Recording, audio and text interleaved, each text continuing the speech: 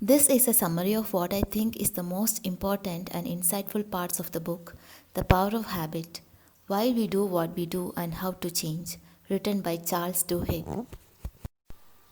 Habits emerge because the brain is constantly looking for ways to save effort. The process with our brain is a three-step loop. First, there is a cue, a trigger that tells your brain to go into automatic mode and which habit to use. Then there is a routine, which can be physical or mental or emotional. Finally, there is a reward, which helps your brain figure out if this particular loop is worth remembering for the future. Cue, routine, reward. Over time, this loop becomes more and more automatic. The cue and reward become intertwined until a powerful sense of anticipation and craving emerges. Eventually, a habit is born. When a habit emerges, the brain stops fully participating in decision making. It stops working so hard or diverts its focus to other tasks. So, unless you deliberately fight a habit, unless you find new routines, the pattern will unfold automatically. Habits never really disappear, they are encoded into the structures of our brain. If we learn to create new neurological routines that overpower those behaviors, if we take control of the habit loop, we can force those bad tendencies into the background. And once someone creates a new pattern, studies have demonstrated going for a jog or ignoring the donuts becomes as automatic as any other habit. Habits, as much as memory and reason, are at the root of how we behave. We might not remember the experiences that create our habits, but once they are lodged within our brains, they influence how we act, often without our realization. For example, when the kids are starving and you are driving home after a long day, it makes sense to stop by McDonald's. It's inexpensive and tastes good. One meal of processed food can't be that bad, right? But habits emerge without our permission. Studies indicate that families usually don't intend to eat fast food on a regular basis. What happens is that a once in a month pattern slowly becomes once in a week and then twice a week. As the cues and rewards creates a habit until the kids are consuming an unhealthy amount of hamburgers and fries. There are a number of cues and rewards that most customers never knew were influencing their behavior. Every McDonald's looks the same. The employee says the same things, so everything is a consistent cue to trigger eating routines. The fries are designed to begin disintegrating the moment they hit your tongue in order to deliver a hit of salt and grease as fast as possible, causing your pleasure centers to light up and your brain to lock in the pattern. Everything for the habit loop.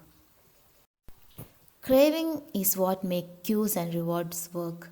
The craving is what powers the habit loop. Habits create neurological cravings. As we associate cues with certain rewards, a subconscious craving emerges in our brain that starts the habit loop spinning.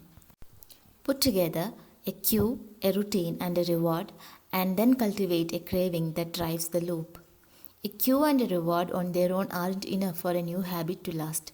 Only when your brain starts expecting the reward, craving the endorphins or sense of accomplishment, will it become automatic to lace up your jogging shoes each morning. The cue, in addition to triggering a routine, must also trigger a craving for the reward to come. The toothpaste example. Claude Hopkins wasn't selling beautiful teeth, he was selling a sensation. Once people craved that cool tingling, once they equated it with cleanliness, brushing became a habit. While everyone brushes their teeth, fewer than 10% of Americans apply sunscreen every day. Why? Because there is no craving that has made sunscreen into a daily habit. Craving is what drives habits, and figuring out how to spark a craving makes creating a new habit easier. You can never truly extinguish bad habits. Rather, to change a habit, you must keep the old cue and deliver the old reward but insert a new routine. That's the rule. If you use the same cue and provide the same reward, you can shift the routine and change the habit. Almost any behavior can be transformed if the cue and reward stay the same. Alcoholics crave a drink because it offers escape, relaxation, companionship, the blending of anxieties, and an opportunity for emotional release. They might crave a cocktail to forget their worries. But They don't necessarily crave a cocktail to forget their worries. The physical effects of alcohol are often one of the least rewarding parts of drinking to addicts.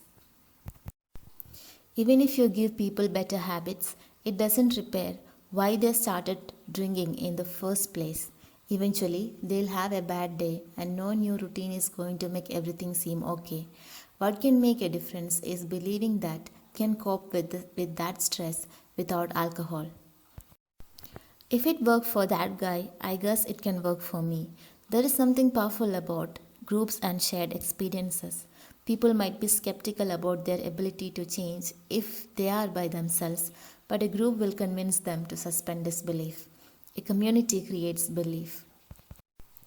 When people join groups where change seems possible, the potential for that change to occur becomes more real. Belief is easier when it occurs within a community. If we keep the same cue and the same reward, a new routine can be inserted, but that's not enough. For a habit to stay changed, people must believe change is possible, and most often, that belief only emerges with the help of a group. If you want to change a habit, you must find an alternative route, and your odds for success go up dramatically when you commit to changing as part of a group. Belief is essential and it grows out of a communal experience, even if that community is only as large as two people.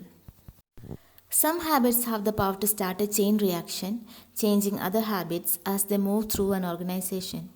Some habits, in other words, matter more than others in remaking businesses and lives. These are keystone habits and they can influence how people work, eat, play, live, spend, and communicate. Keystone habits start a process that over time transforms everything. Keystone habits say that success doesn't depend on getting every single thing right, but instead relies on identifying a few key priorities and fashioning them into powerful levels. Detecting keystone habits means searching out certain characteristics. Keystone habits offer what is known within academic literature as small wins. They help other habits to flourish by creating new structures and they establish cultures where change becomes contagious. Small wins are part of how keystone habits create widespread changes. Small wins are a steady application of a small advantage. Once a small win has been accomplished, forces are set in motion that favors another small win. Small wins fuel transformative changes by leveraging tiny advantages into patterns that convince people that bigger achievements are within reach. Willpower is the single most important keystone habit for individual success. Willpower isn't just a skill, it is a muscle and it gets tired as it works harder, so there is less power left over for other things. If you want to do something that requires willpower, like going for a run after work, you have to conserve your willpower muscle during the day.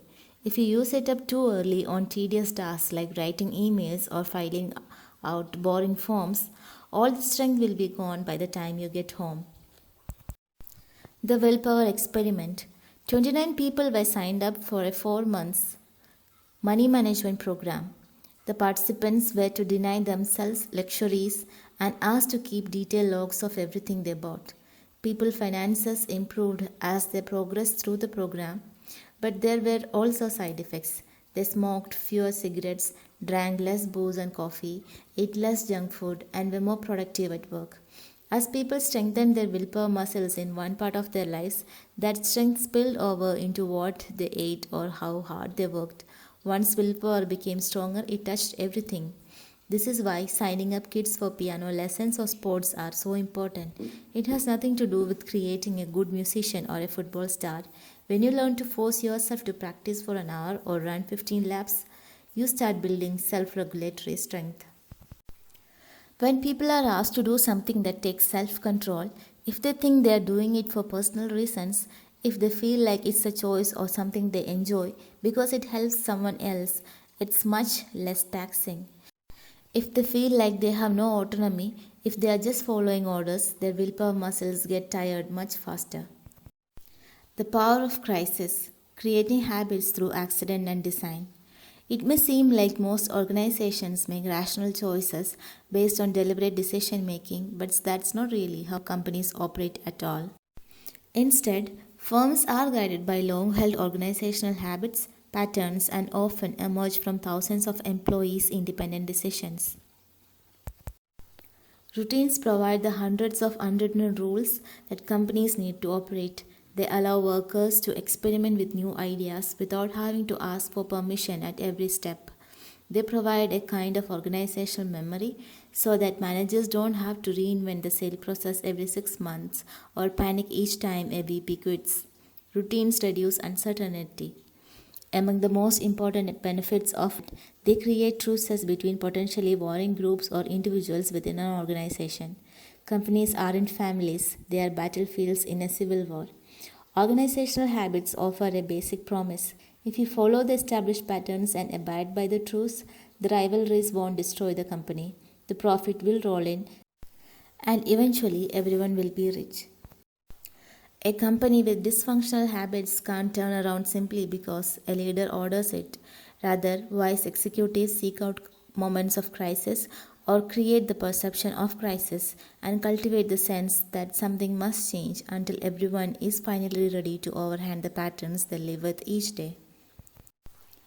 The first things you see upon entering the grocery store are the fruits and vegetables arranged in attractive, bountiful piles. If we start our shopping sprees by loading up on healthy stuff, we are much more likely to buy Doritos or frozen pizza when we encounter them later on. People buying habits are more likely to change when they go through a major life event. When someone gets married, for example, they are more likely to start buying a new type of coffee. The areas in the brain that process music are designed to seek out patterns and look for familiarity. Our brain crave familiar music because familiarity is how we manage to hear without becoming distracted by all the sound. That's why songs that sound familiar, even if you have never heard them before, are sticky. Our brains are designed to prefer auditory patterns that seem similar to what we have already heard. When Celine Dion releases a new song and it sounds the same as her previous songs, our brains unconsciously crave its recognizability and the song becomes sticky. We react to the cues and rewards, and without thinking, we either start singing or reach over and change the station. Social habits, the behaviors that occur unthinkingly across dozens or hundreds or thousands of people, which are often hard to see as they emerge, but which contain power that can change the world. Social habits are what fill streets with protesters who may not know one another, who might be marching for different reasons, but who are all moving in the same direction. Social habits are why some initiatives become world changing movements while others fail to ignite. Our deepest relationships tend to be with people who look like us, earn about the same amount of money, and come from a similar background. There's a natural instinct embedded in friendship, a sympathy that makes us willing to fight for someone we like when they are treated unjustly. Studies show that people have no problem ignoring strangers' injuries, but when a friend is insulted, our sense of outrage is enough to overcome the inertia that usually makes protests hard to organize. The power of weak ties represents the links that connect people who have acquaintances in common, who share membership in social networks, but are indirectly connected by the strong ties of friendship themselves. Weak tie acquaintances are often more important than strong tie friends because weak tie gives us access to social networks where we don't otherwise belong. The habits of peer pressure is the social habits that encourage people to conform to group expectations. The habits of peer pressure often spread through weak ties and they gain their authority through communal expectations. When the strong ties of friendship and the weak ties of peer pressure merge, widespread social change can begin. For an idea to grow beyond a community, it must become self propelling. And the surest way to achieve this is to give people new habits that help them to figure out where to go on their own. Movements don't emerge because everyone suddenly decides to face the same direction at once. They rely on social patterns that begin as the habit of friendship, grow through the habits of communities, and are sustained by new habits that change participants' sense of self. Once you understand that habits can change, you have the freedom, the responsibility to remake them. If you believe you can change, if you make it a habit, the change becomes real. This is the real power of habit, the insight that your habit is what you choose them to be. Once that choice occurs and becomes automatic, it is not only real, it starts to seem inevitable.